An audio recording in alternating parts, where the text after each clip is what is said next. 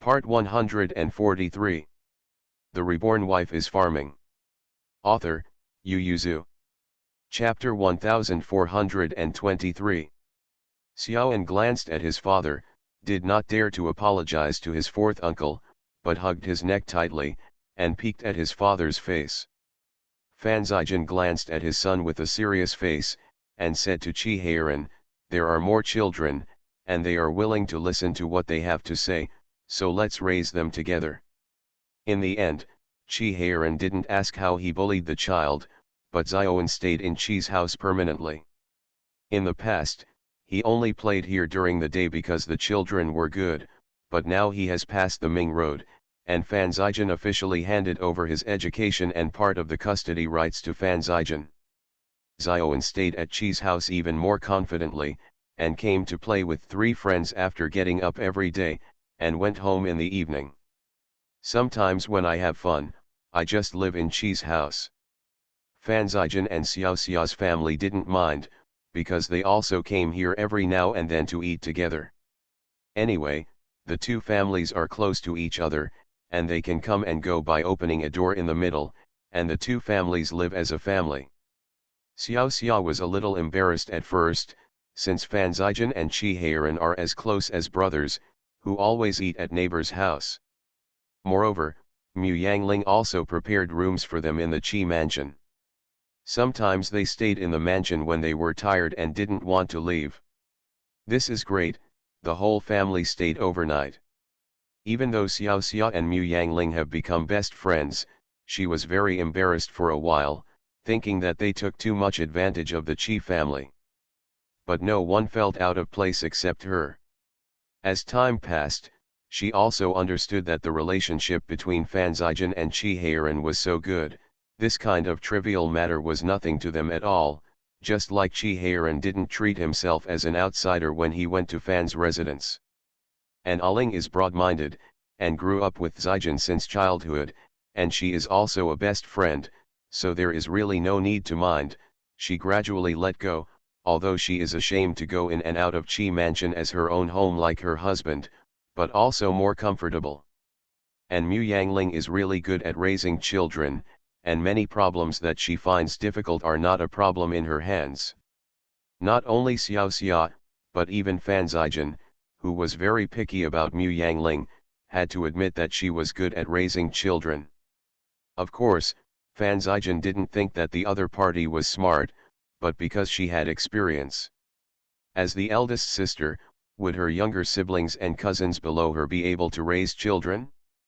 It was more reasonable for him to leave the child to Mu Yangling and Qi Heiran, and he didn't take much care of the child's education after the birth of his second son. He knew that there was insidiousness engraved in his bones.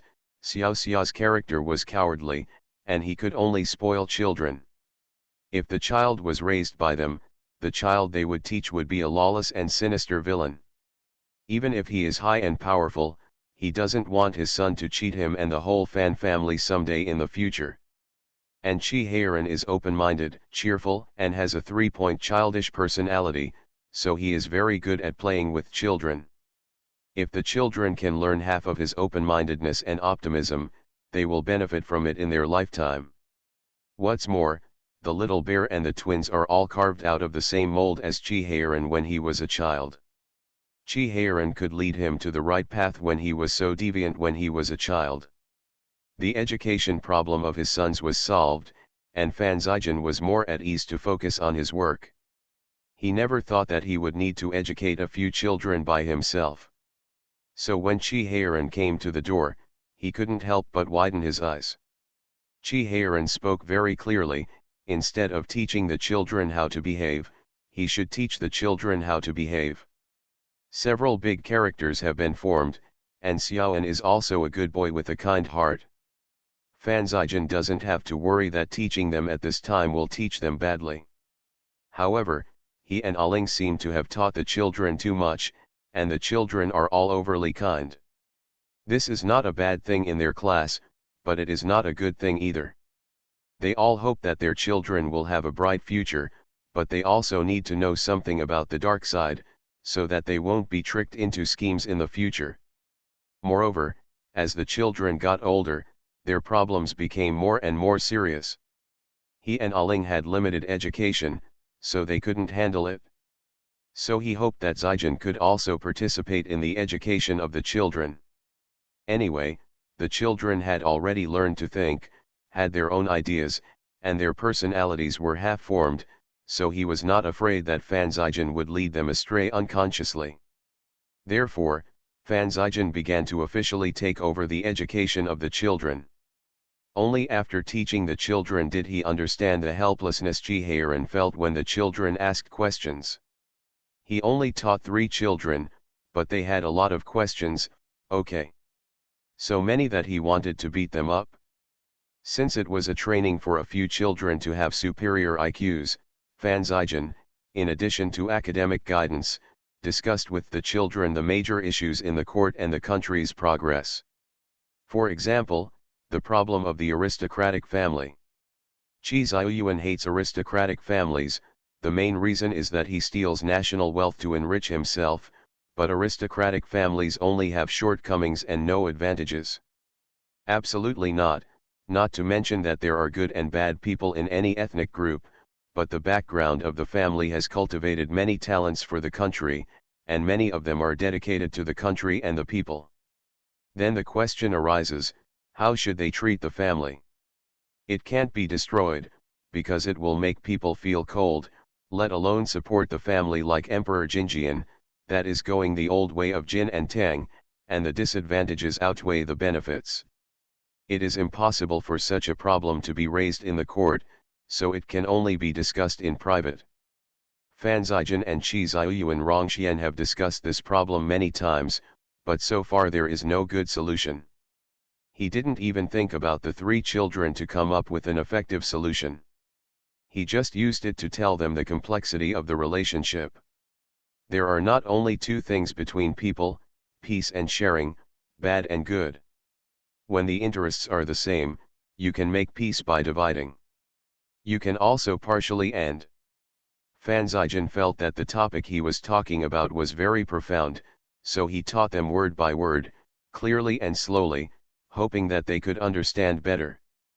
But who knows, as soon as he finished speaking, his extremely clever son said, "Isn't this just seeking common ground while reserving differences? When we are unable to subdue them and have common interests, we will seek common ground while reserving differences, and we will resolve differences later." Fan Zijin. He choked for a while before asking, where did the word seek common ground while reserving differences come from? The little bear and the twins looked confused. Isn't it from the beginning? Zioan was also confused, but he tilted his head and thought for a moment, then said, "It's what the 4th ant said, Daewon and Zixia are weak now, but we Daki can't subdue them in one go, so the 3 parties are still in a confrontational situation, and the small battle at the border has never stopped. The 4th ant said that at this time we can start a war with the 2 countries for border trade. They want our food, tea, and salt, and we want their horses, medicinal materials, and leather goods. Retain opinions and develop mutual relations based on common interests first." Little Xiong straightened his chest and said, "My mother said that when we have more contacts with the 2 countries and let them deeply understand our Daki's friendship and ability, maybe we can subdue them without a single soldier. After all, the lands where Daewon and Zixia were located were once our vassal states of China, and they were unified into one state, so the wars that have been plaguing the people on our frontiers will no longer be a problem." Fan Zijin felt that Mu Yangling and the children were too naive, but he still thought about it. The Reborn Wife is Farming. Author, Yu Yuzu. Chapter 1424. Fan Zijin did not expect that the last method would really work, and because the border trade was facilitated by him and presided over by him, so after more than 20 years, Zixia and Daewon successively proclaimed their vassals to Daki, and he accounted for nearly 3.1, and the other third was taken by his son Ziofu. No one knows that this idea came out of the mouths of several children at first. He is the children's teacher, but he also learned a lot from the children. Fan Zijin gradually became more open-minded and broad-minded, and only then did he realize that people can constantly reshape their personality after they grow up. Although he didn't want to admit it, he still had to thank Mu Yangling for this. Because of this, when he retired, facing the warm invitation of the couple, he took Xiao Xia to travel with them. But his gratitude was quickly worn away by Mu Yangling, and it was more suitable for them to retort. During the trip, Mu Yangling loves to do two things, cooking food and taking souvenirs. Let's not talk about cooking food, but taking pictures is not something she can do alone, because there is no camera now, so I can only paint, but her painting skills are really not good. At this time, she will stare at Chi Heiran. Chi Heiran happily painted for his wife. At first he was a little ashamed, there was nothing he could do, he was always very self-aware, his paintings were really not good, but since the birth of Little Bear, he knew that Aling's aesthetics in paintings was different from that of ordinary people. Because Aling would praise everything he drew for Little Bear with glowing eyes, so often painting portraits and landscapes for his wife became a hobby of the boudoir. But now that the two of them have turned into a foursome, Chi Heiran was reluctant to paint for Aling in front of Fan Zijian and Xiao Xia at first, but he was also unwilling to let Aling be disappointed, so he gritted his teeth and stomped his feet, and still blushed to let her go. People moved out the table and pen, ink, paper, and inkstone.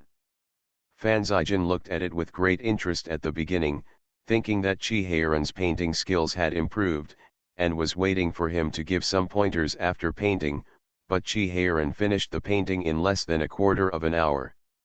Among the green mountains and green waters, the beautiful woman sat on the grass and smiled slightly at this side.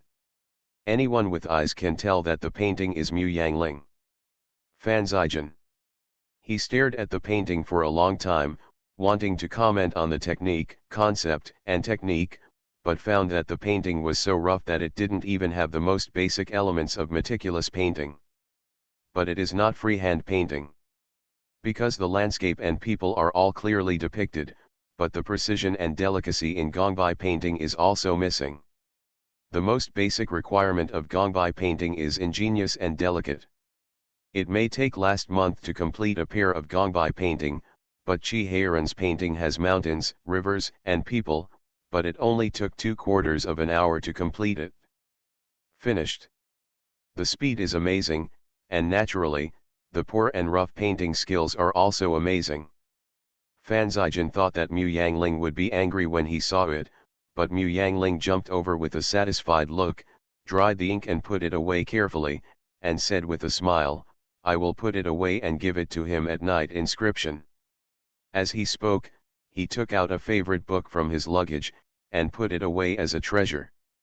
When Fan Zijian saw the thick stack of favorites, and then looked at the thick stack of drawing paper inside, he immediately understood that this was not the first painting Chi Heiran had drawn. No wonder he was so proficient and quick. He couldn't hold back the astonishment on his face, turned his head and asked Chi Heiran, "Are you sure she isn't mocking you?"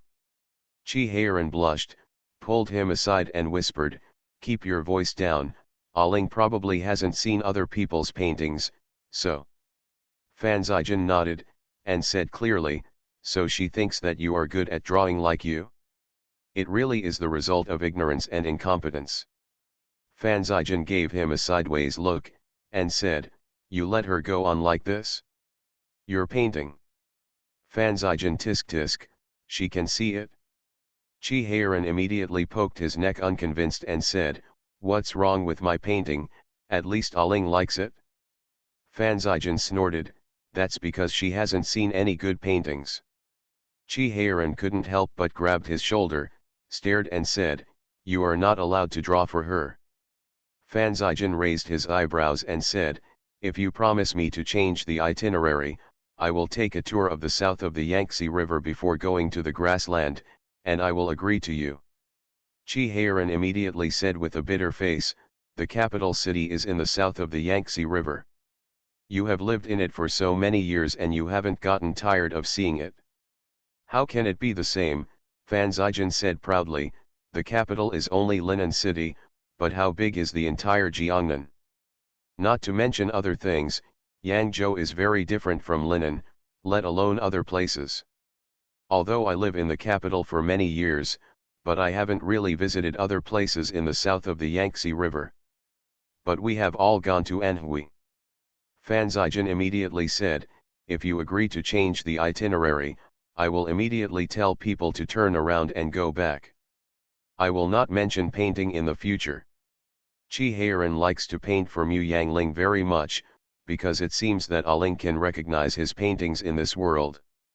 Little Xiong and the other children also liked to watch him draw things when they were young, and preferred to let him draw them, but since these boys turned 12 years old, they were reluctant to join his paintings, and even once wanted to use his only supporters snatch away. It's okay for the little bears, anyway, their painting skills are not much better than his, so they can't snatch Aling away for the time being. But he knows Zijin's skills, even if he can't reach the level of the clan, he is definitely not far behind. If Aling has seen Zijin's paintings, will he still be willing to let him paint? This is a passion between their husband and wife, what a pity to lose it. But Aling seemed to really want to go to the grassland to play. Since De Yuan surrendered to De Qi, she had talked about it several times. This time it was easy to make the trip, and the road was halfway through. It would be too sorry for her to turn back. Qi Heiran struggled for a long time, and discussed with Fan Zijin, why don't we go to the grassland first, and then go around the south of the Yangtze River when we come back, okay. Fan Zijin turned around and left, gnashing his teeth in his heart, the bastard who is obsessed with sex.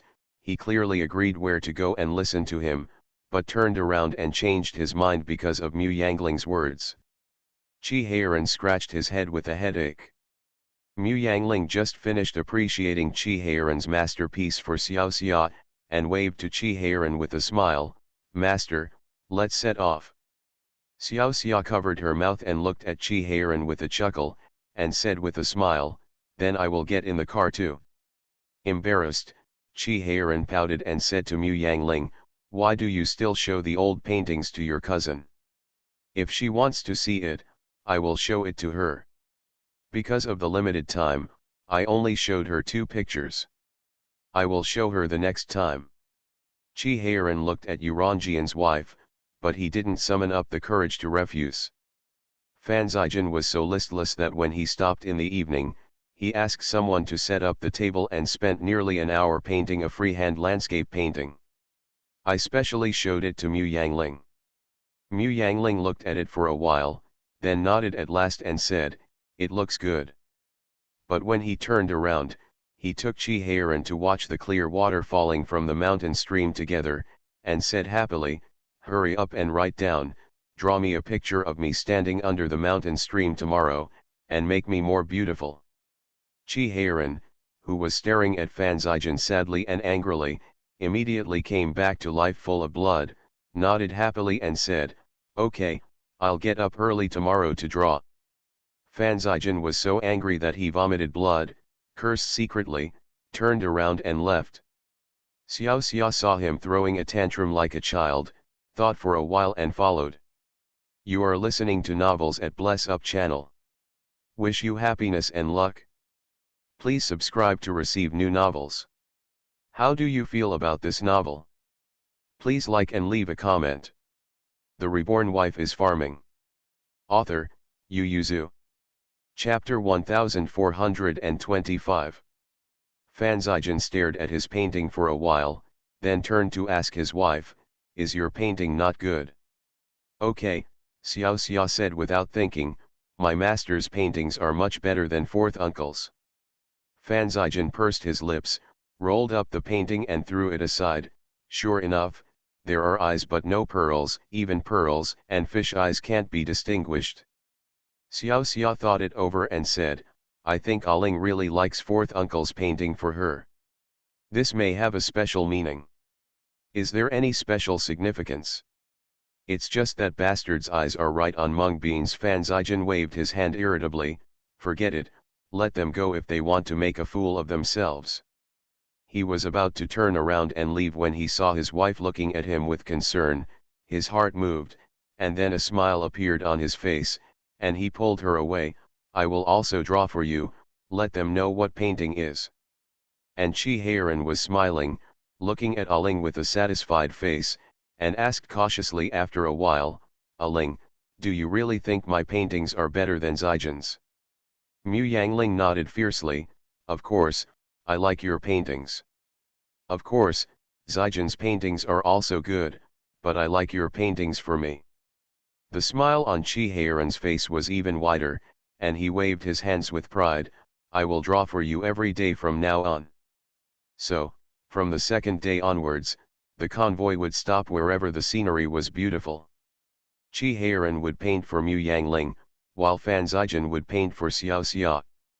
Chi Heiran's painting has always been done quickly, even if it needs to be painted, it will never take more than an hour. What he pursues is likeness, as long as he can paint the beautiful scenery and beauties he sees in his eyes, just like a camera. But Fan Zijin is not. What he pursues is the realm of painting. Sometimes the beautiful scenery he paints with fine brushwork almost overflows the painting, and the whole beautiful scenery seems to come alive. Mu Yangling was amazed when he saw it. The paintings drawn with the freehand technique were unanimously praised by Chi Heiran and Xiao Xia, because the intention was lofty and the charm was accurately grasped. Fan Zijin glanced at Mu Yangling quite complacently. But Mu Yangling still insisted on asking Chi Heiran to paint for her. She said, Heiran's other paintings are not as good as yours, but his paintings of me are the best. I want the scenery to complement me, not me to complement the scenery. Fan Zijin was taken aback, and looked down at Heiran's paintings, and saw that his other skills were mediocre, but Mu Yangling's paintings were indeed very good, not only the likeness, but also the charm. He pondered for a moment, pulled out a piece of drawing paper and drew Mu Yangling on it. Not to mention Mu Yangling, Chi Heiran curled his lips when he saw it, and commanded from the side, Aling's eyes should be bigger, and his eyebrows are thicker. When looking at people, his eyes are lifelike, and they look good. Oh, what are you doing? Draw her face so fat? She just has fleshy cheeks, but her face is not big. Fan Zijin was annoyed by what he said, and was so angry that he pulled the paintbrush in his hand and directly collapsed Mu Yangling's painting. He didn't blame him for being restless, so he turned to Chi Heiran and said, you can't be quiet for a while, I don't know, do you need to concentrate on painting? Chi Heiran was not convinced. I was arguing at the side when you were painting just now, didn't you also draw a beautiful landscape picture? Obviously you can't draw Aling. Of course I can't draw her, she is not my wife. Then go draw your cousin and let me see your figure paintings. The actual situation is that Fan Zijin of Xioxia's family can't draw well either. Halfway through the painting, he finally realized something was wrong, quickly tore up the drawing paper, and used another painting method. This time he calmed down and looked at Xioxia carefully. After a while, half an hour later, a graceful person appeared on the paper. Fan Zijin admired it for a while, then turned to look at Chi Heiran proudly. Chi Heiran curled his lips. After all, he didn't say anything unsightly against his will. Xiao Xia was already looking at the painting with tears in his eyes.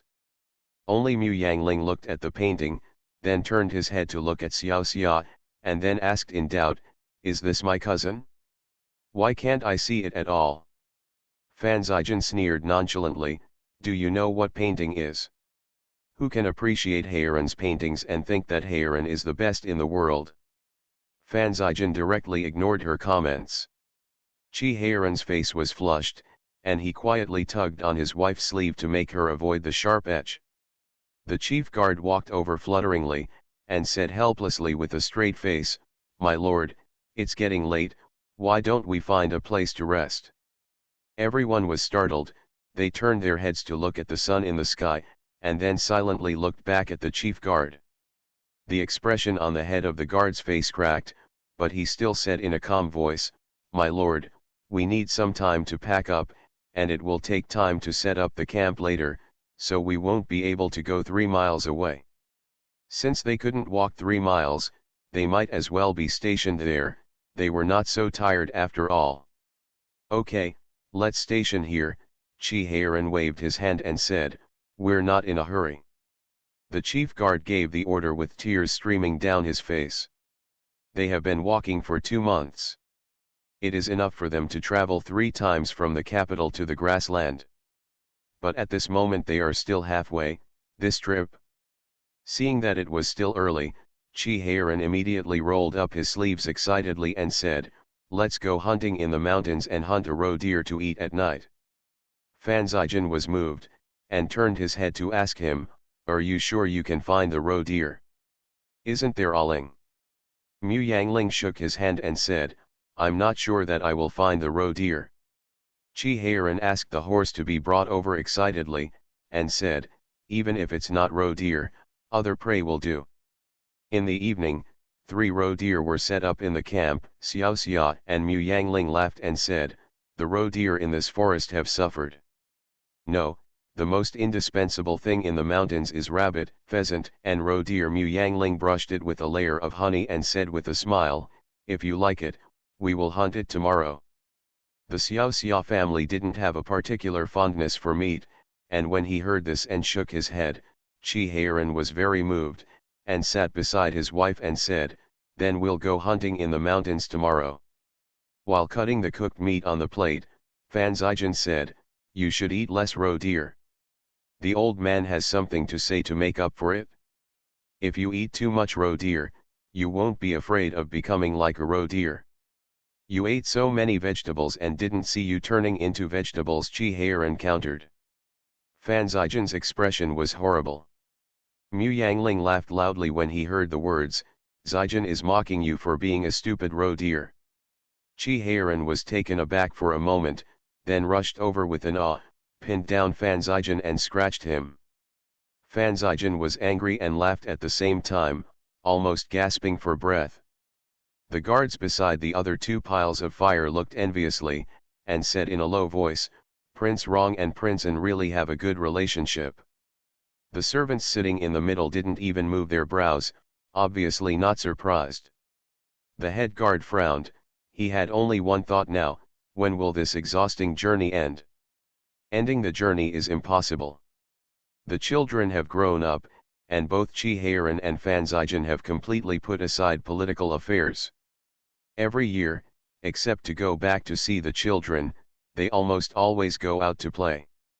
When they see a livable place, or if they are tired from walking, they will stop and rest for half a year, and then they will continue to walk around when they get excited. Chi Heiran also drew the topographic map of the places he walked, marked the towns and villages he knew, and sent them to the palace as a military map. But Fan Zijian fell in love with painting. He not only drew down the beauties he saw, but also wrote a lot of travel notes. The Reborn Wife is Farming. Author, Yu Yuzu. Chapter 1426. Fan Zijian lived a very long life. It should be said that his generation can be considered long-lived. It may be because they live a good life. Although their bodies have been damaged, they have been living a long and healthy life because of proper conditioning. It may also be because he put aside political affairs early and played around with Chi Heiran and Mu Yangling in a happy mood. His mind was relaxed, so he lived a long life. Whatever the reason, he lived a long time. It made many people who wanted him to die early gritted their teeth, because often they were dying, but he was still alive. The first person he sent away that made him fluctuate was his father. Fan Siwen lived to be 63 years old. In this era, being over 60 is considered a long life, if not compared with his son. He didn't go peacefully, because he didn't have a good time in those years. His wife, who had always been obedient and forbearing, stopped obeying him, and his eldest son was pressing on him, directly cutting off the future of his most beloved eldest son. With the establishment of the new dynasty, the grace he had applied for Fan Zixiao before was invalidated, but in Daqi, Qi Ziyuan directly abolished the grace system. Except for the succession of titles, All civil and military officials had to take scientific examinations or be recommended by filial piety. The fame he worked so hard to plan for Fan Xiao has come to naught. The high-ranking and powerful Fan Zijian was unwilling to open a back door for this eldest brother, and even expressed his dislike for him, so unless Fan Xiao was born in the imperial examination, or joined the army to seek military merits, he would have no way out in his life. But if Fan Xiao had the talent to take part in the imperial examinations, let alone joining the army, Fan Zijian could carry a big sword, and he might not even be able to. So Fan Siwen's beloved eldest son has been staying at Fan's house incompetently, and he even blamed this father in the end, thinking that he made him face Fan Zijian's anger. The Fan family's property has always been firmly held in Xia's hands. Because of love and hatred, she calculated very clearly, even if the Fan family is just a pile of scrap copper and rotten iron, it's still Zijian's. You have to drag it? Or divide the family, and my son will inherit 70% of the family business. Fan Siwen knew Fan Xiao's ability, regardless of whether he could still rely on the Fan family. He was afraid that he would not even be able to support himself after the separation. The Xia family was very contemptuous of this, and she said, "He has your love and support, but he has no capital to establish himself, and my son has nothing, but he can control the lifeblood of the whole economy in business, and he can do two things by studying. Ajinchi, even if he joins the army, he is still a generation of military advisors. Why do you think your heart is so biased?" Not long after the Xia family finished speaking, Fan Siwen died, because he was worried about dying of illness. After Fan Siwen's death, Xia family seemed to have completed the task, and quickly separated the three concubines. Fan Xiao was the least. On this point, she did not hide her partiality and hatred at all. The other two bastards saw that they got a lot of things, so naturally they would not unite with Fan Xiao, and they were often bullied by this elder brother when they were young. So he took something and laughed at his elder brother and left, found a place to live in the capital, and started to run his own small family. Knowing that her son looked down on the Fan family's property, Xia simply sold everything except the sacrificed land and handed over the cash to him. Within half a year, she also died of illness. When Xia left, she was very peaceful. She said to her son, who came back in a hurry, "Mother has been sorry for you in this life, in the next life, in the next life, don't be your mother's son anymore." Fan Zijian, who had always felt that his heart was hard enough and had little affection for his parents, turned red and held her hand speechless. Xia said with a smile, "Son, your father and I are not qualified parents. You can't blame him for what happened when you were young, and your mother should also bear a lot of responsibility." Over the past 10 years, Xia's mood has become much calmer, and her eyes have begun to pay attention to the people around her. Seeing her son and daughter-in-law supporting each other, and seeing Heiran and Alinkin singing in harmony, she has already figured it out. In the end, it was the wrong way of getting along as a husband and wife. He was too selfish and took it for granted, but she didn't correct it immediately, but retreated again and again, which turned into this deformed way of getting along. Among them, Zijian was undoubtedly the one who suffered the most. The Xia family has been living in remorse all these years, but at this time her eyes flashed, and she showed a satisfied smile to Fan Zijian. "I am very relieved that you are accompanied by Xia and Heiran. I will go after your father now. We will be husband and wife in the next life, and we will definitely not be like this again." Fan Zijian. Fan Zijian felt that the sadness in his heart disappeared instantly. He looked up at his mother for a while, and seeing her face flushed with hope, he slowly asked, "Do you still want to marry him? You don't hate him?" "Hate it," Xia said with a smile, "so in the next life, I must train him well, but you don't want to be our son, you deserve better parents." Xia slowly closed her eyes, and said in a barely audible voice, "People like us shouldn't have children." Fan Zijian looked at his mother complicatedly, held her hand tightly, and answered in a hoarse voice after a while, okay. Fan Zijian fell ill, and Qi Heiran sighed with Mu Yangling. He speaks harshly, but his heart is still soft. Fan Zijian was unwilling to admit that he fell ill because of his mother's death, but stubbornly believed that he was just thinking about whether he would be the son of his parents in the next life. But his thinking is obviously useless, because he has lived too long. 40 years after his parents passed away, he is still alive. The brother-in-law who has been bullying him is dead, and even the two brothers-in-law like Xiao Transparent are also dead. Even their sons are all dead, and his political enemies are also dead, but he is still tenaciously alive. So when he was about to die, he counted with his fingers and couldn't help sighing, it seems that I can't be the son of my father and mother. At this time, after death and reincarnation, being their grandson is enough. He was blind for so long thinking about it. The great-great-grandsons who were kneeling before the bed with their father and grandfather were taken aback when they heard the words, their expressions cracked. Do they have to write down the last words of their great-grandfather? Fan Zijian ignored them, and said to himself, well, I'm hungry, let the kitchen order a bowl of dragon beard noodles. After eating a bowl of noodles, Heiran and Aling will also come, right? The great-great-grandchildren leaned close to Fan Zijian's ear, and whispered, Grandfather, grandson has already given orders, and the kitchen will soon be able to make good noodles, but great-uncle and great-uncle's grandma are not in good health, and the royal family may not be willing let them come over. Since his wife died of the emperor, those two are the oldest ancestors of the royal family. In the past 2 years, they will be blocked by every possible means when they go out. They come. Fan Zijian lowered his eyes and said, they will come. The reborn wife is farming. Author, Yu Yuzu. Chapter 1427. Qi Heiran wasn't feeling well recently, but he was still healthy compared to Fan Zijian. As soon as he got off the carriage, he shook off the hands of the servants who wanted to help him, and strode towards the main room.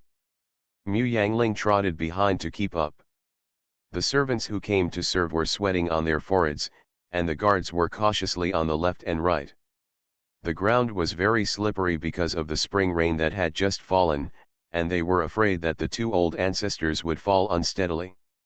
Qi Heiran broke into the room sweating profusely.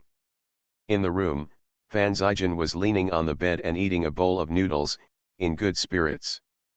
The children and grandchildren who were kneeling on the ground in the room, and a few small fourth generations were squeezed to the door, listening to the movement with their ears straight. Not only the stunned descendants of the Fan family, but also Qi Heiran looked at Fan Zijian suspiciously, walked up to him, looked at him seriously for a moment and asked, are you going to die? There was a sudden cough in the room. Qi Heiran turned back and glared at them, shut up, you're going to cough and cough, don't you see that master is talking to your ancestors? Xiaoan hurriedly got up and drove the children out. Ziofa graciously dragged a chair to Qi Heiran, and invited Mu Yangling, who followed in, to sit on the other side, and there were only 3 old ancestors and 2 brothers left in the room. Qi Heiran's eyes were worried, but his mouth did not give in. Seeing that you have such a good appetite, it shouldn't be a problem to live another 8 or 9 years. If you want to see us 2 old guys, just say it, there is no need to lie to us like this. After Fan Zijian finished eating the noodles, he handed the bowl to his son, and said contentedly, who said I lied to you? I think I'm going to die. Isn't it because I'm afraid I won't see you one last time? Seeing that Qi Heiran's eye circles were red, he couldn't help laughing and said, I've lived long enough, and if I live longer, I'll become an old monster. In the end, you see, I have lived to this age, what else is there to be dissatisfied with? Fan Zijian turned his head to look at Mu Yangling who was sitting on the side, and said with a smile, Aling, you need to persuade him more, don't let him cry to death. Mu Yangling's eyes were slightly red, but he said firmly, we'll wait until you die, maybe we will be sad for nothing today. Fan Zijian just smiled and did not refute. Fan Zijian was infected with the cold due to the evil wind entering his body. He is 89 years old this year, and he is already old and frail, so he has been feeling drowsy for the past few days. The doctor died. Therefore, the following is cautious, and they have tried their best to protect this old ancestor. Early this morning, Fan Zijian suddenly felt no dizziness, no blurred vision, but the first thing he said when he woke up was that he was going to die. This frightened the sons, grandsons, and great-great-grandchildren, and everyone immediately gathered in the ancestor's room. No one suspected that the old ancestor was lying to them, because their old ancestor had always been very reliable, so everyone was very sad. He wanted to see the only two remaining old ancestors of the royal family, and they also took the risk of being blamed by the royal family to invite them. What to eat and drink, they even endured grief to carry out. Seeing that the two ancestors of the royal family had come, they thought that their ancestors were about the same, and knelt down outside the door one after another. Some of them had a good relationship with the ancestors, and tears fell down. But they knelt from noon to afternoon, and then from afternoon to night, asking for water and food inside. Even if there was no news of their ancestors, everyone ignored the grief and stretched their necks to look inside. The ancestors inside should be fine, right? You must know that the youngest one in the house is over 60, and everyone was poking their heads, and the two Zioan brothers came out supporting each other, and when they saw a row of descendants, they all waved their hands with headaches. Go back, don't hang around here if you have nothing to do, old man, the ancestors should rest. Turn around and ask someone to clean up the East Wing room for Chi-Heiran and his wife to live in. Fan Zijian was very excited in the afternoon. Zioan and Ziofu thought it was a flashback, who knew that nothing happened to his father. Xiaofu just mentioned that he wanted to hire an imperial physician, but his father threw him out of the house. Life and death are important matters. Zioan and Ziofu didn't think their father would lie to them about this matter, so they looked at each other and decided to let the imperial doctor take a look. So the two of them drove the man away and waited outside for the imperial doctor. When Mu Yangling came out, she saw the imperial physician and Xiaoan brothers waiting in the corridor. She couldn't help smiling, and waved, "Come on, your fourth uncle convinced your father." The two brothers breathed a sigh of relief. The father used to be quite sensible, but he became more and more childish as he got older. Fan Zijian was sitting on the bed with his mouth pouting. Chi-Heiran said angrily, "I didn't lie to you, I really feel like I'm going to die, and it's useless to ask the imperial doctor." Chi-Heiran insisted, "You feel wrong, the weather is not good recently, and I always have the illusion." The imperial physicians cautiously stepped forward to feel the pulse of Patriarch Fan, and then withdrew one by one. Before leaving, the imperial physicians comforted the three patriarchs and said, "The wind and cold of the old county king has improved, and it will be almost enough if you sweat a little more." Chi-Heiran breathed a sigh of relief. The imperial physician who withdrew said to the descendants of the Fan family, "Prepare for the funeral, the old county king is old and has no serious illness." The imperial physicians sighed, "It's just a matter of these few days." The descendants of the Fan family were shocked, but they did not expect the feeling of the ancestors to be really effective.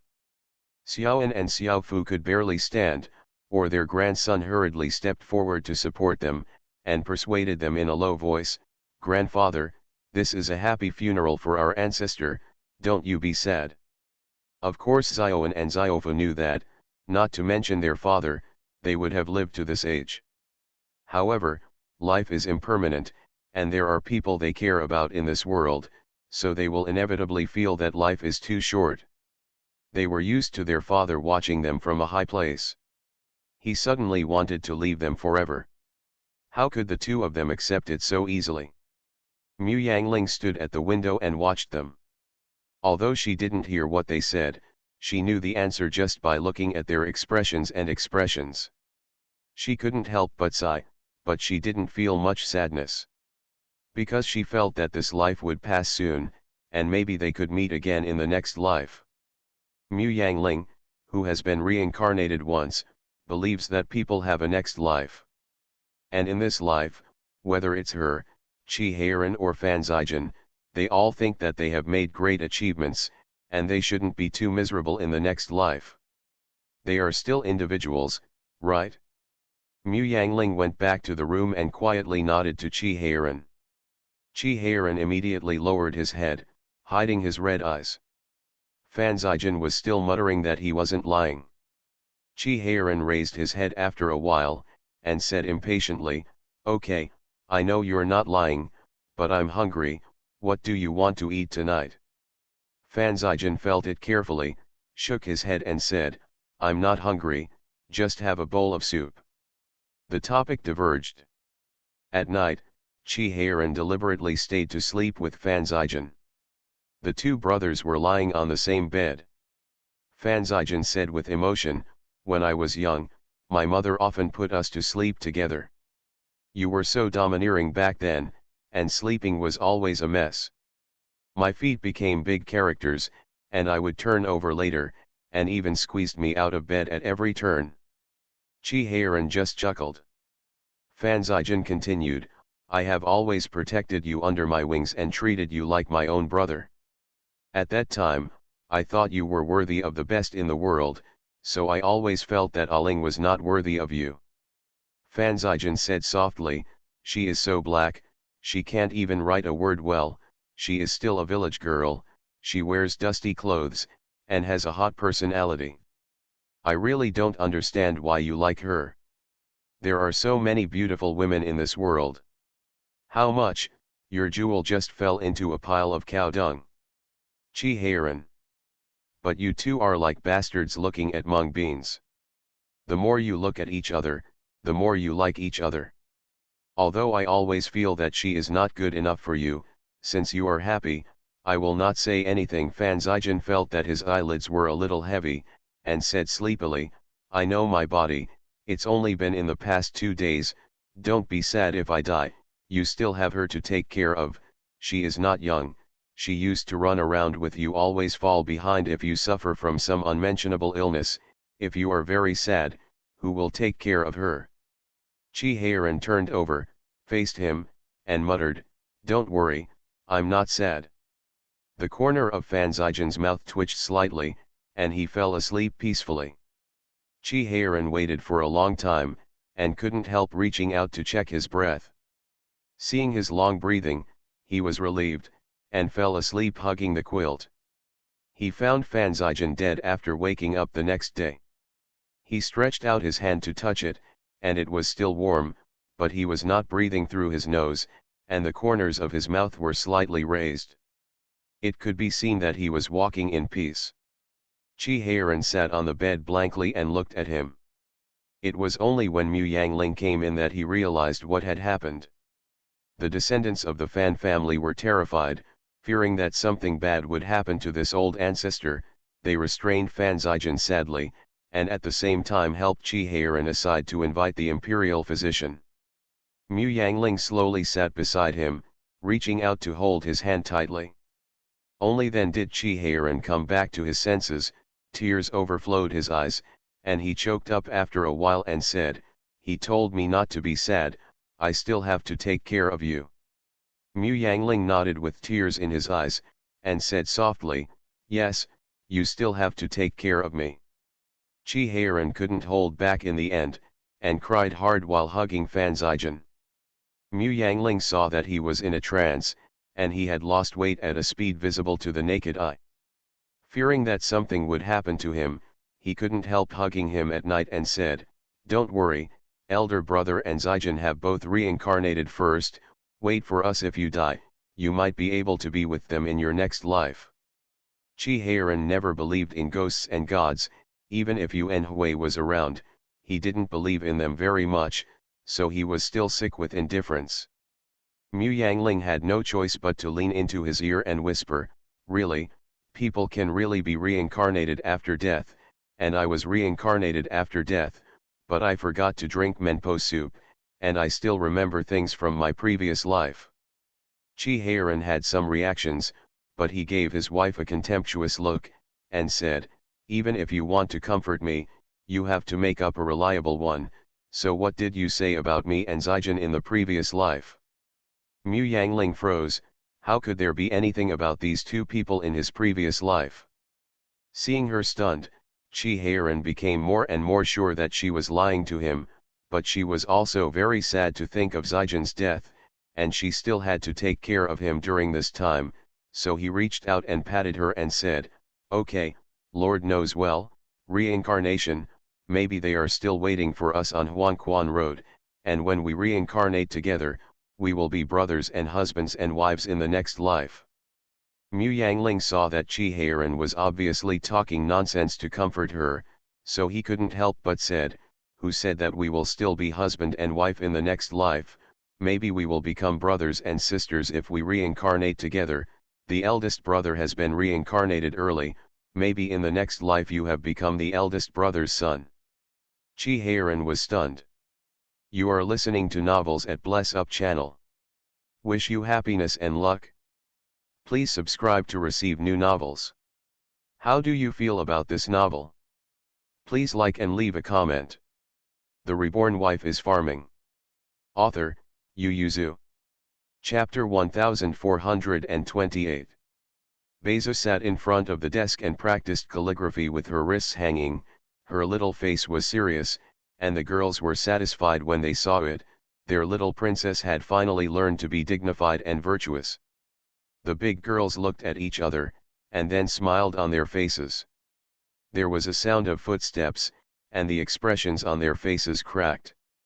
Before they could stop it, Master Xiao Fubiao blew in like the wind and shouted, "Beizu, hurry up, go save little leopard." Chi Wenmai and the others blocked us. Beizu immediately dropped the pen in her hand and ran away. The girls only had time to stretch out their hands and call out, "Princess." The two children disappeared in an instant. The girls twitched their mouths and chased after her. We should wait until the master is caught to talk about manners and demeanor. When the fourth uncle and aunt returned to Beijing, the third prince Ji Wenqian took the initiative to bring a few younger brothers to pay his respects. Ziofa was bullied by the fourth prince Ji Wenmai and others when he was studying in the palace. He has always remembered this hatred, and now seeing his enemy, he is naturally extremely jealous. With the little leopard beside him as a big killer, he stepped forward to provoke without any fear, so the two sides started fighting within a few strokes. Of course, none of the 10 fourth princes was a match for a little leopard, but the other party was shameless, thick-skinned, and black-handed, and even asked the guards to help. Xiao Beizai and Xiao Fu were also accompanied by guards, so they naturally wouldn't watch the prince's guards beat up their master, so the fight escalated and turned into a melee. Ziofu immediately became worried and frightened, not because he was afraid that they would suffer, but because he was afraid that this matter would become a big problem, and none of them would be left behind. The fourth uncle's leg skills and father's ruler are still very good. So Ziofa quit the battlefield decisively and ran back to find the orb. Beizu is the eyeball of the fourth uncle, with a sharp heart. With her, they can't suffer no matter what. Ziofa grabbed Beizu and ran away, and when he left the room, it was Beizu who was dragging him away. Later, Beizu disliked him for being slow, so she simply dropped his hand and ran away in a hurry. Ziofa looked at her figure in the back with grief and indignation. Obviously he had already practiced martial arts very hard. Beizu ran to the place where they were fighting and saw that the guards were slowly fighting in twos and twos. It looked like they were pouring water to make soy sauce, while the little leopard on the other side was 1 against 3, pressing down on the 3 princes and beating them. The third prince stood beside him sweating profusely, telling them to stop beating. While seeing who got the worst beating, he stepped forward to stop the little leopard. He knew that the cousin of the fourth uncle's family had a high level of force, and he was not an opponent. Because he was afraid of being beaten, he would push away every time he stopped him. The little leopard knew that this cousin had a gentle personality, and that this matter had nothing to do with him, so he didn't beat him, but just pushed him away, and replied domineeringly, "Young master is not afraid." Beizu stopped, turned her head and shouted to Xiaofu, who was catching up panting, "Where should I help?"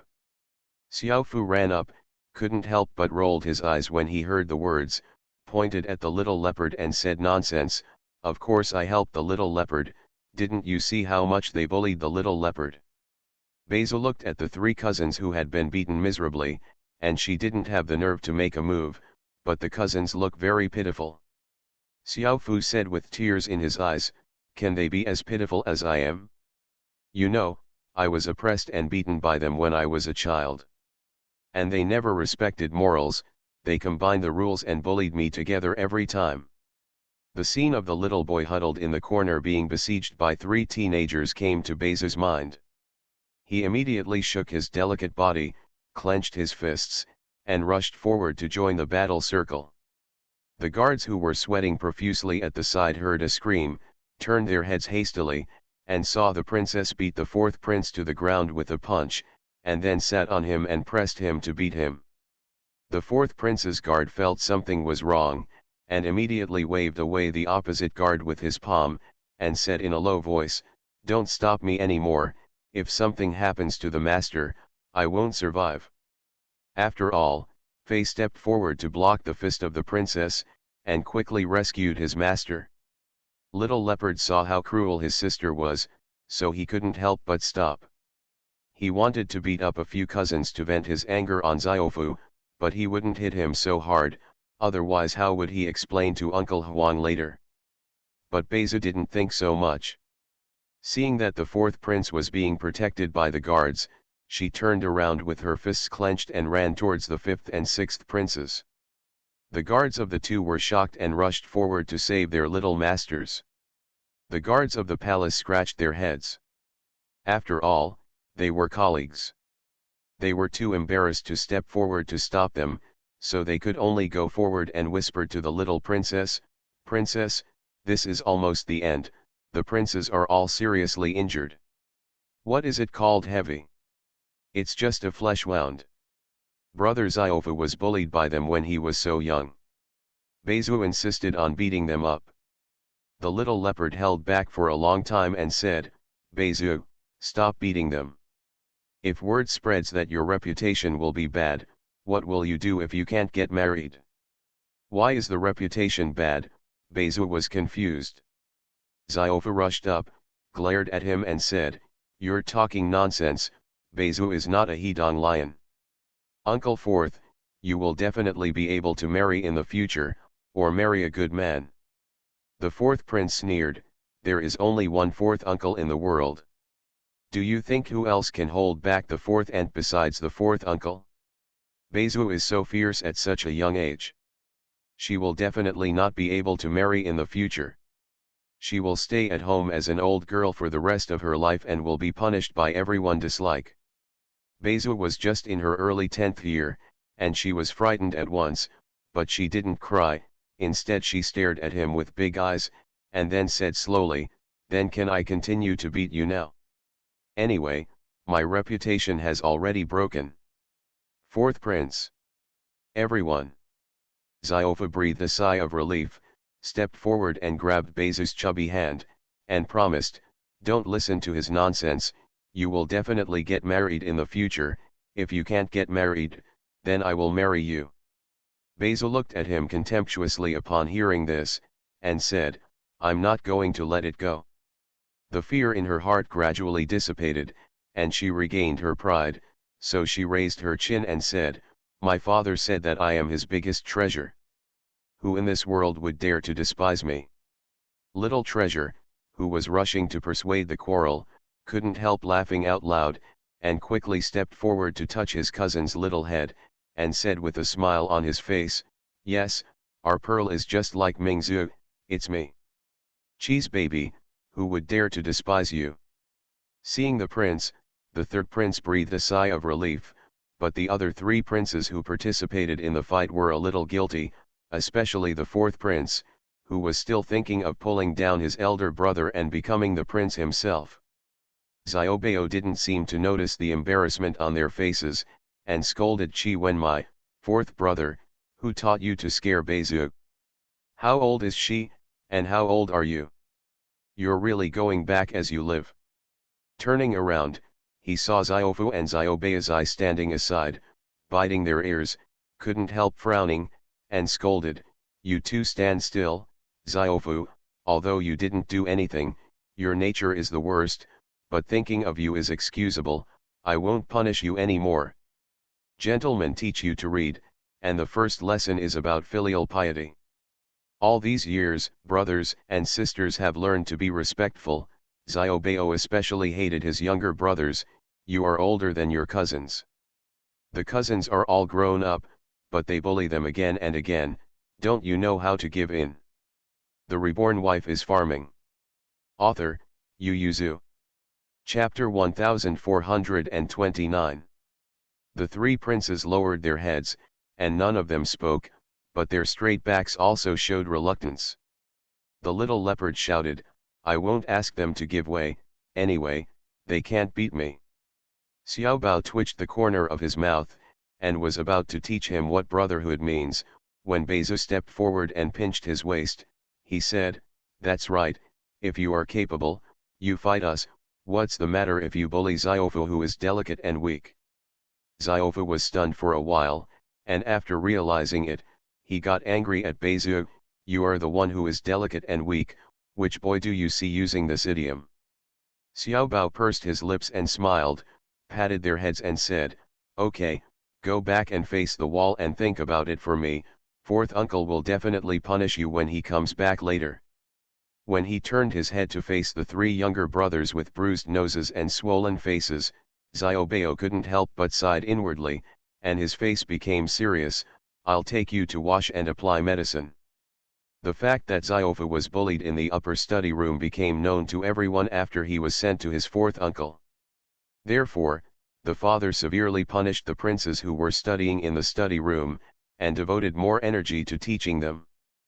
But it is easy to turn people from the right path, but it is very difficult to turn people from the wrong path.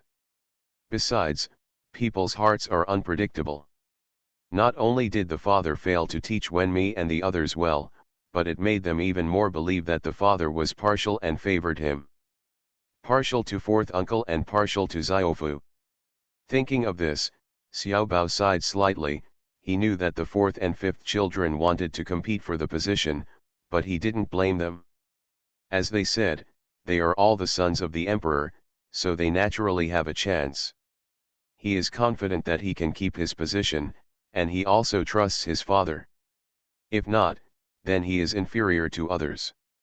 However, he was still a little sad in his heart.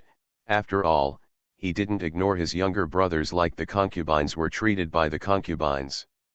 His father and mother told him since he was a child that these younger brothers will be his help in the future, and he is the eldest brother, so he should take better care of them.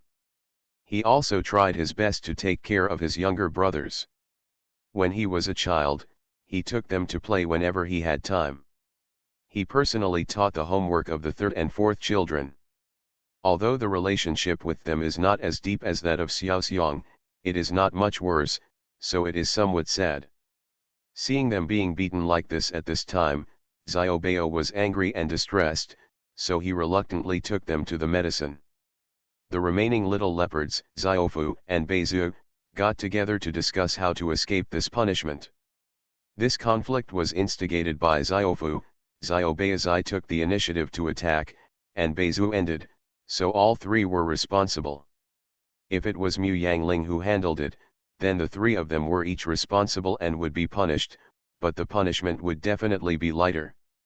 If Chi Heiran handles it, then Beizu will definitely be exempted from responsibility. Ziofu and Ziobeazai will definitely be punished more, especially Ziofu. He is not only the provocative party, but he also took the initiative to bring Beizu here, and the crime will be aggravated. So the three little heads got together and finally agreed that this matter should be handled by Mu Yangling. Then Ziofu acted a little more pitifully, and mentioned the tragic situation in the study. Maybe the punishment would be lighter.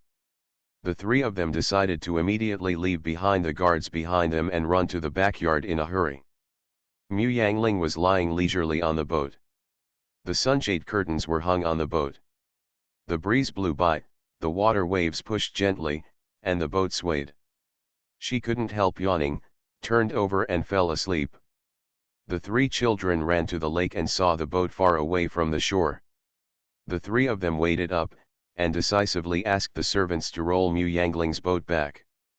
They wanted to get off the boat in person to call for someone, but ever since the children messed around and the tiger's head fell into the water, Mu Yangling gave the order to die. Unless there is her brand name, no one is allowed to use the family boat to go into the water. Even the much-loved Beizu is useless to roll around Chi Heiran. Seeing the boat drifting away, Beizu said to the two elder brothers with a serious face, "It's agreed, you should try to block me for a while, mother doesn't like me to fight." Both Xiaofu and Xiaobeizai nodded seriously. Mu Yangling, who just woke up, was still a little confused. She sat on the boat and looked up at the three children on the shore, and asked, "What's the matter with you?" Xiaofu lowered his head to contemplate for a while, and when he raised his head again, his eyes were full of tears. He choked up and said, "Fourth aunt, the fourth prince bullied me." Mu Yangling frowned and asked, "Are they here?" The three children nodded together. "How did they bully you?" "They call me a coward, who only knows how to run away." Xiaofu didn't lie, the fourth prince did say this just now, but it was when he provoked and ridiculed the other party first. Mu Yangling was a little annoyed, glanced at the three of them, squinted his eyes and asked, "So you beat them?" The little leopard immediately raised his hand and said, "I beat them up, mother, they are bad, I don't like them." Just as Mu Yangling was about to speak, his eyes scanned Beizu, paused, and asked, "Did Beizu also fight?" Xiaofu immediately said, "Beizu knew that they bullied me when I was young, so he beat up the fourth prince." After finishing speaking, he said contemptuously, "He is so big that he still has the guts to fight with Beizu." Mu Yangling never listened to one side or believed it. This was just the testimony of one side, not to mention there was a clever ghost Xiaofu in it. She only believed half of them, but she didn't plan to punish them severely, because she felt that Qi Wenmai and the others should indeed be taught a good lesson. If she hadn't been in the capital at that time, she would have rushed into the palace to beat up some children when she saw Xiaofu.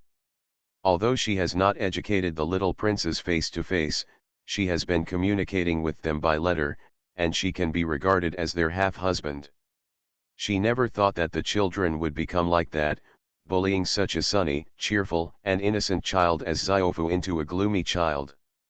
Xiaofu grew up under her nose, so naturally he is closer in terms of affection. The feud between Xiaofu and them has become serious, and it is impossible to resolve it easily. If you fight, just fight. It is better to vent your anger and resentment than to hold it in your heart. Mu Yangling lowered his head in thought. Seeing her bowing her head in silence, the three children were a little uneasy, so they saw Mu Yangling raised his head and waved, "Okay, I'll go and see them with you." Xiaofu was stunned and asked, "Fourth aunt, won't you punish us first?"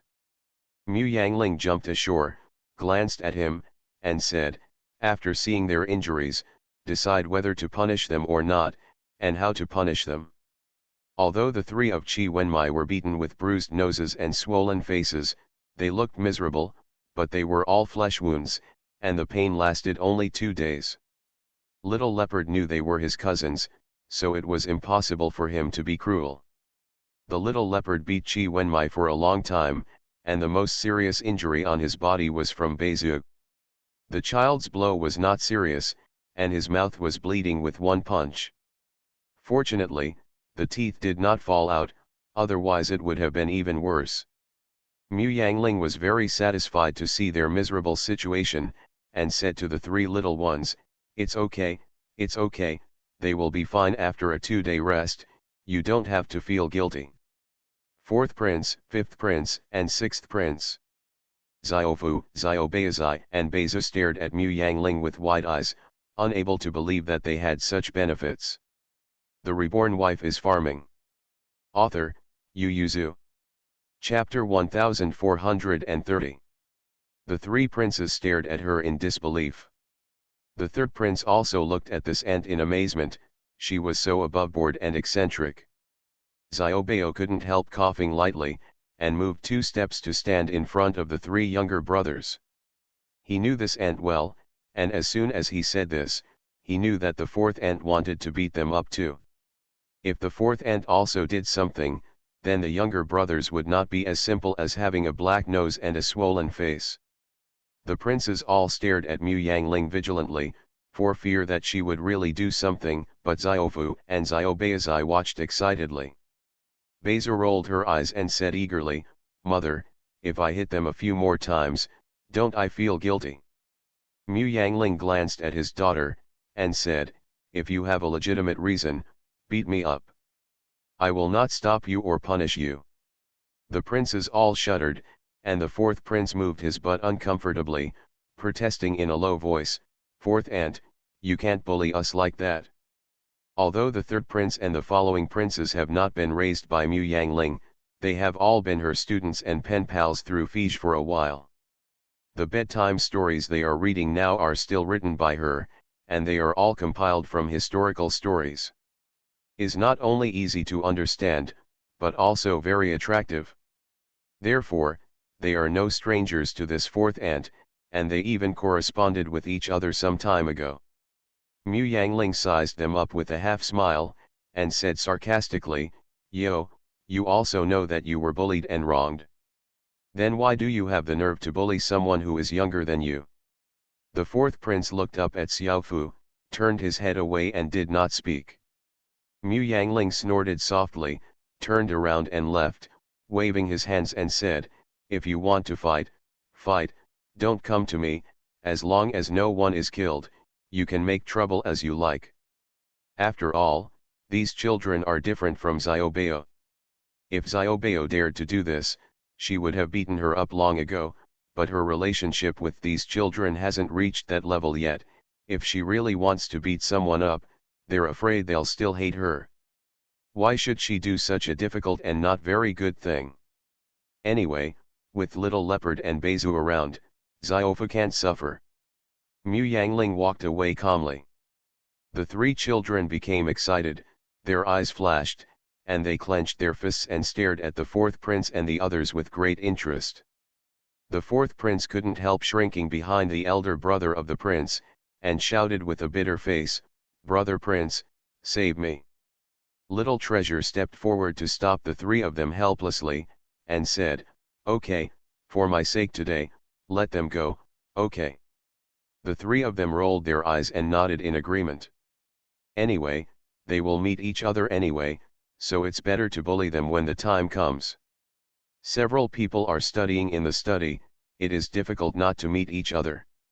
Therefore, on the 4th day after Xiaofu and Xiaobaizai returned to Beijing, the 2nd day after the 4th prince was beaten, and the 1st day after Xiaofu and Xiaobaizai returned to the upper study, the first battle between the 2 parties took place in the upper study. Because neither side had guards to intervene, so this time there was a real fire, and both sides hurt each other. Little Leopard was beaten several times because of the burden of protecting Xiaofu. Xiaofu was even worse, his eyes were all blue. Therefore, the Great War could not be hidden from the adults, and the emperor was furious, and then asked the fathers to take their children back. Fan Zijian's face was ugly, and he taught his son, "Why did I give birth to such a stupid son like you? Are you tired of living by using your own weaknesses to attack the other's strengths? Have you forgotten what you are best at? What you are good at is using your brain and moving brain. If you insist on doing it, who taught you?" Chi Heiran chased his son all over the yard with a ruler, pinched his waist and yelled, "Where have you learned all your kung fu? I know you're lazy again, isn't it just 3 people beating you up? If you come back with injuries, if you go to the battlefield, you will be crushed by thousands of troops." Unconvinced, the Little Leopard stood on the flower bed pinching his waist and roared back, "That's because I want to protect brother Xiaofu, I'm not that bad. You still dare to quibble, isn't it just to protect one more person? When your father and I go to the battlefield, We have to protect your uncle, your mother, and your elder brother. They are not all unscathed. If you can't learn Kung Fu, you can't learn it when you get home.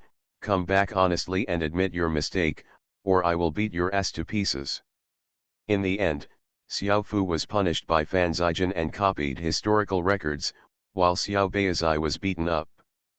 The next day, one of them had dark circles under his eyes, and the other went to the study with his hands on his buttocks.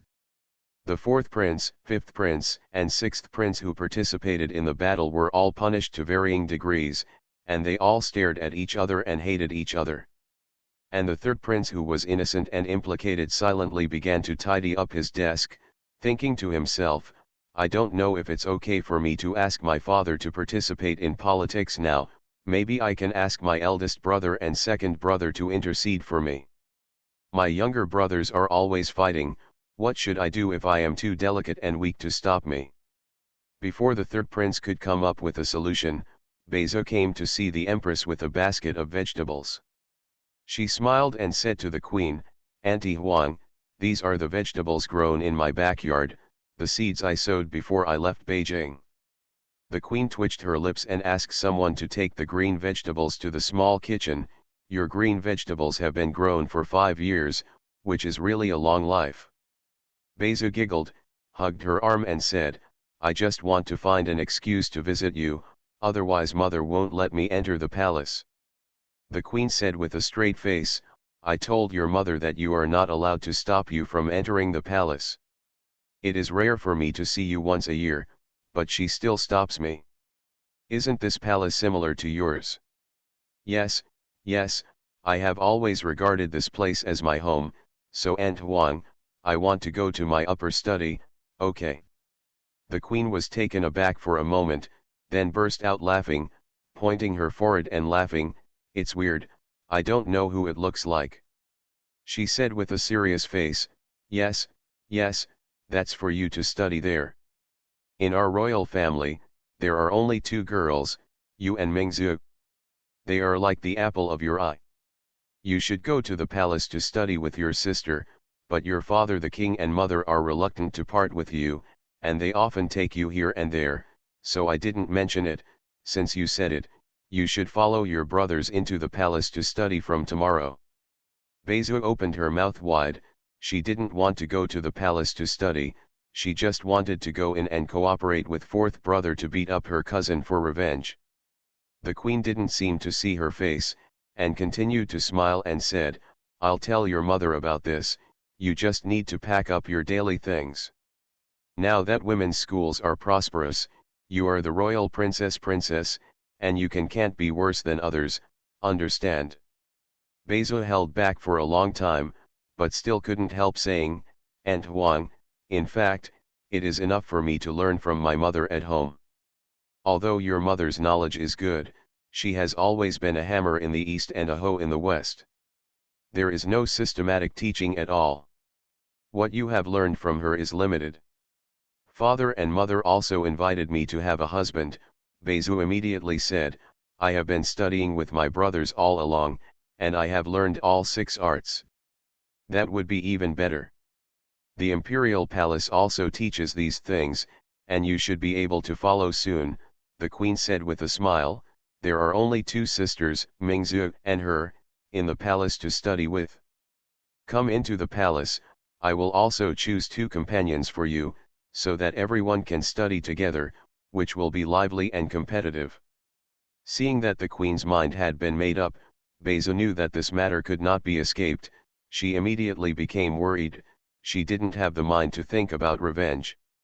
You are listening to Novels at Bless Up channel. Wish you happiness and luck. Please subscribe to receive new novels. How do you feel about this novel? Please like and leave a comment. The Reborn Wife is Farming. Author, Yu Yuzu. Chapter 1431. At home, Beizu also has to go to school, learn the 6 arts, and even practice martial arts with her brothers, so the time is very tight. But no matter how nervous she is, she has a relatively large degree of freedom. Her father loves her, as long as she begs her father when her mother is in a good mood, She can at least get half a day of free time. Although her brothers all entered the palace to study and she lost playmates, she still used to go to school at her own home. Bezu wanted to go home dejectedly, and when she walked to the gate of the hall, she realized that she had sacrificed so much. If she didn't beat them up for revenge, she would be really sorry for her. So Bezu turned around and entangled the queen again. Auntie Huang, then let me go to the study to check the environment first, and go out of the palace with my brothers to go home later, okay? The queen looked at the little girl for a while, and finally nodded helplessly. Go, but don't cause trouble. Bezu agreed happily. The queen summoned two nuns and said, don't let the children do it. Bezu's thoughts were almost written on her face. She is not a fool, how could she not see it? The two nuns agreed and hurried to chase the orb. They are the spirits of the palace, and they think they can't make mistakes, but Bezu is not bad either. She and Xiao Beizai have been fighting wits and courage with the nuns since they could crawl, and they are always trying to get rid of the annoying ones after they can walk mammy. So after confirming that she was about to leave school after going to the study, she immediately ran away, successfully throwing away all the nuns and maids who were guarding her. Everyone. Princess, do you know that you made a foul? Don't talk about girls, it's the prince, who dares to run like this in the palace. Empress, the princess is beyond common sense, I can't wait to see her. Everyone was going crazy, but they still had to scatter to find someone. Still a nanny was clever, wiped off her sweat and said, hurry up and wait for the princes at the door. The princess must have gone to fight with them, so just keep an eye on the princes. The mother prayed in her heart that the princes should not go out so early. There are strict orders in the study room. During the class, the prince is not allowed to go out, and outsiders, except the emperor, are not allowed to enter, unless there are special circumstances.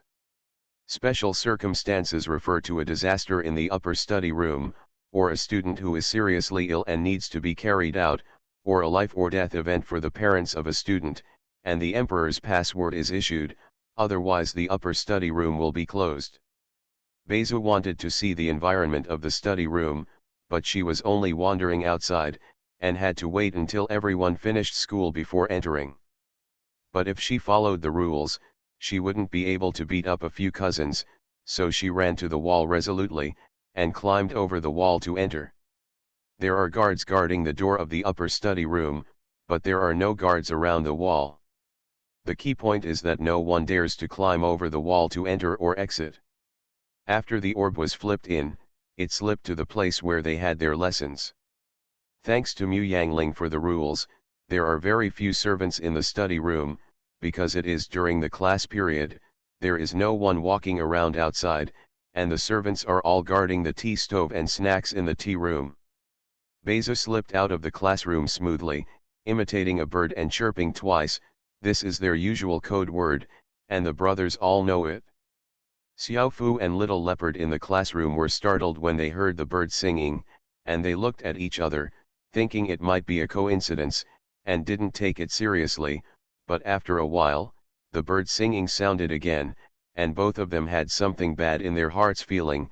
Erecting the book to cover the face, looking back quietly, a small head sneaked out from under the classroom window. Xiao Fu and Xiao Beizai were so frightened that they hurriedly turned their heads, blinking their eyes in disbelief, looked at the gentleman on the podium for a while, and then turned to look at the princes sitting beside them listening to the class. The two looked at each other, finally gritted their teeth, took out a pen, wrote a small note and threw it to the fourth prince, asking them to meet after school on the rockery in the study. The fourth prince sneered in his heart when he saw it. Although they suffered a lot yesterday, the other party was not in a good position. Since they wanted to fight, he would naturally accompany him. The fourth prince hurriedly called his two younger brothers. After thinking about it, he asked his companions to stay as well. The third prince noticed the turbulent undercurrent of his younger brothers, and wiped his sweat in his heart again.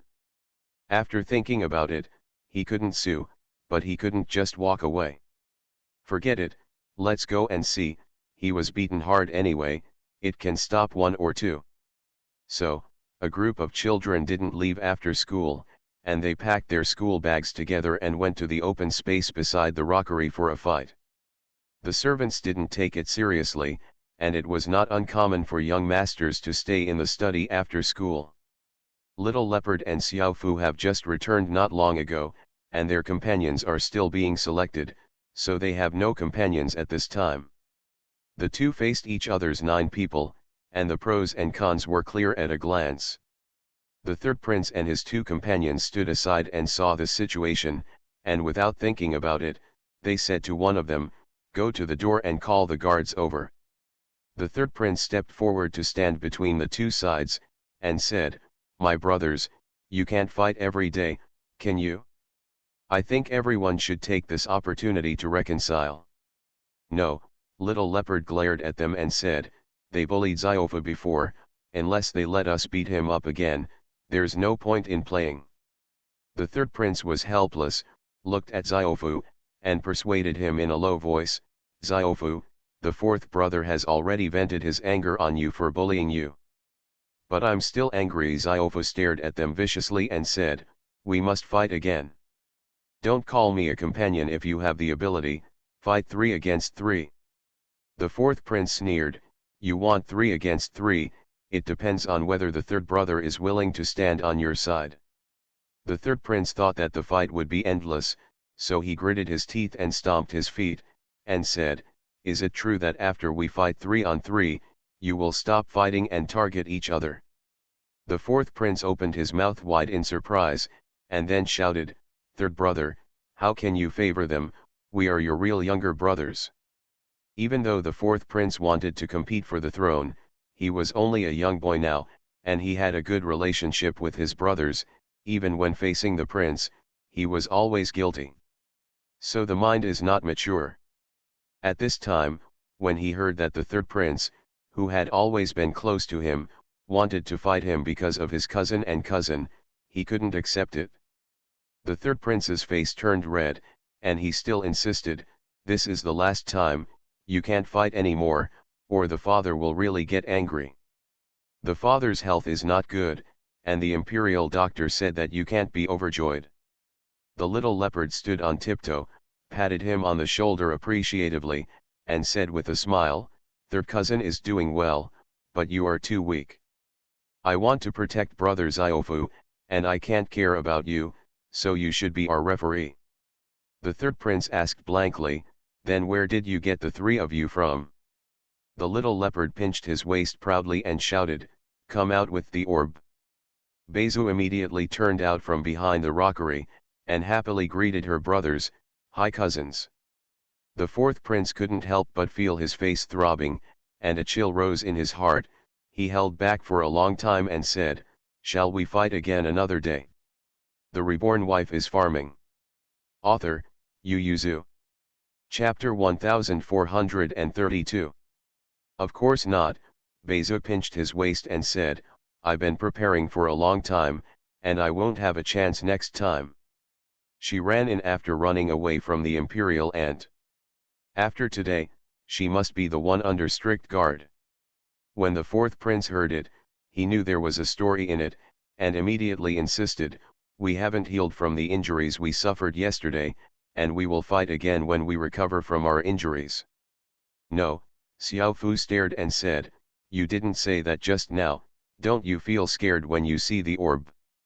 The fourth prince twitched his face, and insisted, "Of course not. If there are rumors that they are afraid of a girl, what face do they have?" The 3 of them were indeed afraid of Bezu, and her force value was higher than that of Xiaofu, but this was not the main reason. The main reason was that she was a girl. Both the father and the fourth uncle have only 2 daughters, and everyone holds them in their hands. In the palace, whatever the elder sister likes, the father always bestows them without thinking. The uncle also hurts the younger sister. It is said that it is obviously the disaster of the baby. In the end, the little leopard or the 3 brothers above were all beaten. The reason was that they did not protect the younger sister. If they really want to fight, they don't dare to beat Bezu, otherwise they will fight well, even if they leave a mark, even if the fourth uncle doesn't beat them, the father will not let them go. The three princes all glared at Xiaofu and Xiao Beizai in grief and anger. They actually found such a big killer. Didn't they let them stand and be beaten? The fourth prince couldn't see Xiaofu's complacent look, so he jumped out and said provocatively, "You will hide behind women too, if you have the ability to single out." Before Xiaofu could speak, Beizu immediately clapped his hands and said, "Okay, I'll treat you, little leopard, you treat fifth cousin, Xiaofu, you go beat sixth cousin." The fourth prince felt grief and indignation, pointed at Xiaofu and shouted, "Do you have the nerve to let a little girl face the biggest threat?" "What's the matter?" Beizu said before Xiaofu again, "For me, you are not a threat enough, if you have any tricks, just let it go." Fourth prince. The two sides were at war, and seeing that a fight was about to start, the third prince who was standing aside silently raised his hand, "Can I apply for a referee change?" Both parties turned their heads and glared at him, "No way. But the father is here, I think it's better to let the father be the referee." The third prince struggled for a while, and said with a face full of embarrassment. Everyone was startled, and they all turned their heads to look towards the door of the study room. Qi Xiaoyuan, who was dressed in a black dragon robe and ordinary clothes, stood there with his hands behind his back at some point, looking at the children with a smile that was not a smile. A few people were startled and hurriedly knelt down to salute. Qi Xiaoyuan stepped forward with a smile, and helped Beizu up first. A servant had already carried a big chair and placed it behind the emperor. Qi Xiaoyuan sat on the chair, only holding the orb in his hand, indifferent to the teenagers kneeling on the ground. Qi Xiaoyuan asked Beizu with a smile, "How did you get into the study?" "The guard at the door said he didn't see you coming in." Beizu bowed her head in embarrassment, "Uncle Huang, I came in over the wall." Qi Xiaoyuan reproached and said in a soft voice, "You have frightened the nuns by your sudden disappearance, next time you have to run around in the palace without saying a word." Qi Xiaoyuan just finished handling government affairs, and when he heard that his precious niece was entering the palace, he went to the harem to see his niece while taking a walk. Both he and his fourth brother have only one daughter, so the daughters of the royal family are very precious, and he also likes girls very much. Thinking that Mingzu has reached the age of marriage, and the queen is currently choosing a son-in-law for her, he feels melancholy, and wants to see his niece even more. As a result, before he arrived at Cunning Palace, he ran into the palace lady who hurriedly went back to report the situation, so he turned to the study halfway. He stopped the person who wanted to report, and stood aside to watch a good show. He could tell that little leopard was purely fighting against injustice, and he didn't have much dislike for his cousins. Needless to say, Xiaofu, this kid was not only a party but also a victim, and he and his sons were naturally at loggerheads. The interesting thing is that Beizu is very protective of Xiaofu, and she hates her cousins much more than little leopard. So the emperor pointed to the fourth prince curiously and asked Beizu, "Why do you want to beat up your cousins?" Beizu is no longer a naive and ignorant girl, but she still said truthfully, "Because I hate them, and I didn't bully them, we are fighting fairly." Qi Xiaoyuan smiled, he could call a fight a martial arts competition. It seems that Beizu is much smarter than his idiot brother. Qi Xiaoyuan asked with interest, "Why do you hate them?" Beizu said seriously, "They not only bully the weak, but also bully brothers, isn't that annoying enough?" She said, "Daddy taught us to love each other since we were young. Every time brothers rob things, they will be punished by Daddy. He said that what should be ours is ours. If you want extra things, you can go out and grab them by yourself. Snatching things from brothers counts. What kind of guy? Usually the older brothers would give in to the younger one a little bit. Brother Xiaofu is younger than his cousins, so it's fine if the cousins don't give in to him. It's too bad that they even united to bully him." Beizu glanced at her cousins at this point, and said, it's not too late for a gentleman to take revenge for 10 years. Brother Ziofa was weak back then and had to leave the capital. Now that he's back, he naturally wants to find the place. Humph, there are 3 of them, we also have 3 people, 3 against 3, don't take advantage of anyone else. Chi Xiaoyuan was embarrassed, as if he saw a female bandit. Who taught you this? Does this still need to be taught? Beza said in amazement, it's written in the book, it's for my brother. Brother Ziofu is my brother. If he is bullied, I must protect him. Chi Xiaoyuan laughed out loud when he heard this, and said, but your cousins are also your brothers. Beza said in a dignified manner, I'll help you if you don't help me. Chi Xiaoyuan nodded Beza's nose, and asked with a smile, if it's other people who are being bullied, will you stand up for them? Of course it will, Beza said without even thinking about it, if you make a mistake, you are wrong. My cousins have made mistakes, and I will definitely ask them to correct them. Chi Xiaoyuan nodded in satisfaction, patted Beza's hand to make her stand aside, raised his hand to call Ziofu up, leaned forward slightly, looked into his eyes and asked, Ziofu, do you also hate the old for these days, a cousin? Ziofu hesitated for a moment, oscillating between lying and honesty, and when he looked up, he saw Beza puffed out his chest, full of confidence. He lowered his eyes, and answered honestly, yes. Chi Xiaoyuan heaved a sigh of relief, and the smile on his face was even bigger.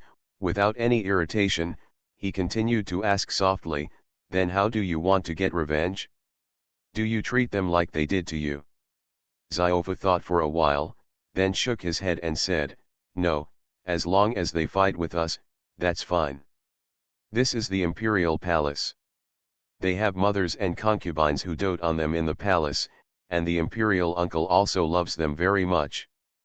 They will not have that kind of panic and fear, so he will not make this request. As long as he can beat them up, just let it out. He didn't forget the fear of being blocked by them against the wall back then.